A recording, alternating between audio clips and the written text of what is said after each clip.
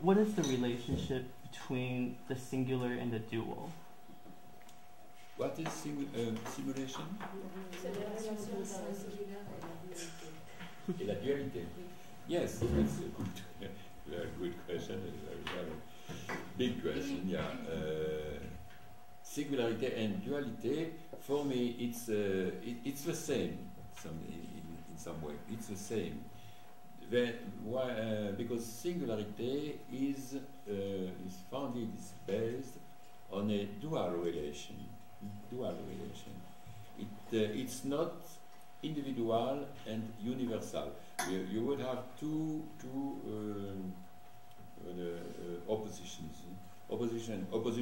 dialectic opposition between individuality and universality, and on the other hand, and antagonistic to that, duality and singularity. Why would be singularity relied to duality in the sense of in the double sense of dual and duel. Duel is the duel. Duel. Yeah. It's of course always antagonistic. Because singularity has, we say that at its own limits, its own rules of the game. The singularity invents a new game and another game. She doesn't obey to the universal rules of economic, of politics, and so on. It has its own limits. It's a limited world. It's not an illimited universality.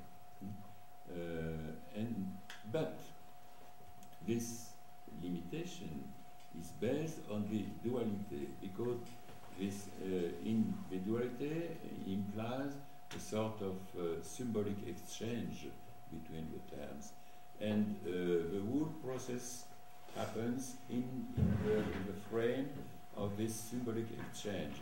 It has nothing to do with individuality or with universality.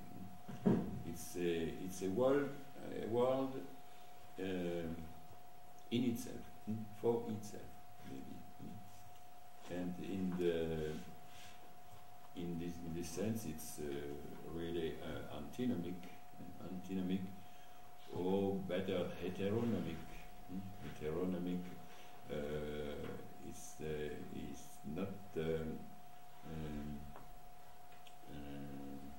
subject to the nomos, to the rules, to the common rules, and so on.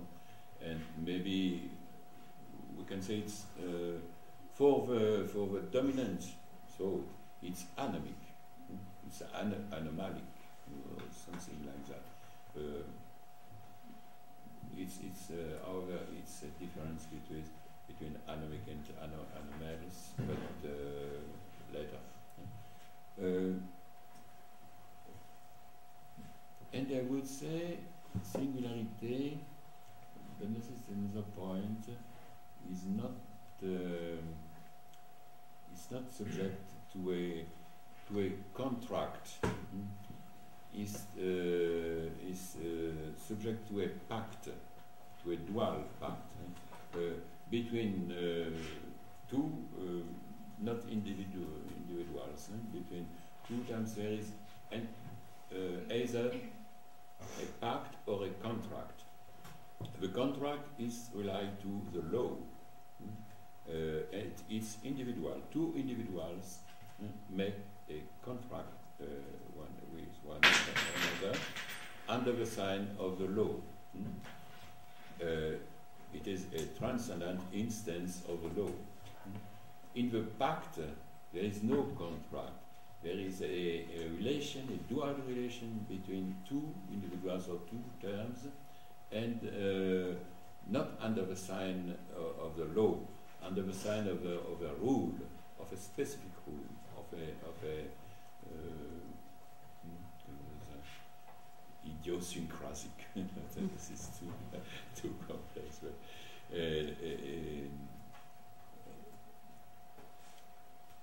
a rule also. So it's an opposition between pact and contract, parallel to the opposition between rule and law. And of course, the common universal order is subject to a law.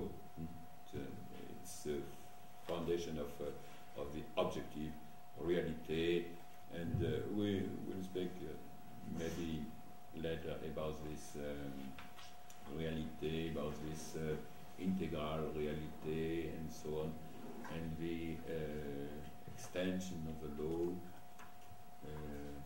There would be maybe another third term, the law, the rule, and the norm. And the norm, it would be the norm, it would be our specific actual world, subject to the digital, to the numeric, to the calcul, and that would be the norm, the normality, the integral normality of this world. And this world puts an end to law and to rule together.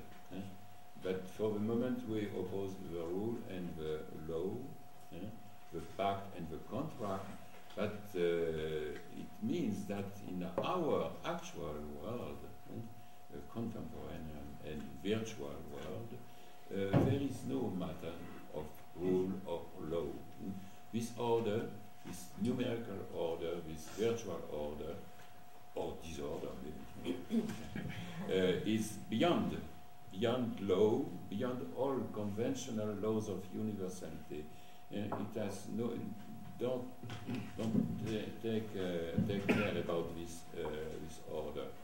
We see that in this extension of globalization. Globalization has no more to do with, nothing more to do with the law, with the rights, and so on. It's but an alibi for this one.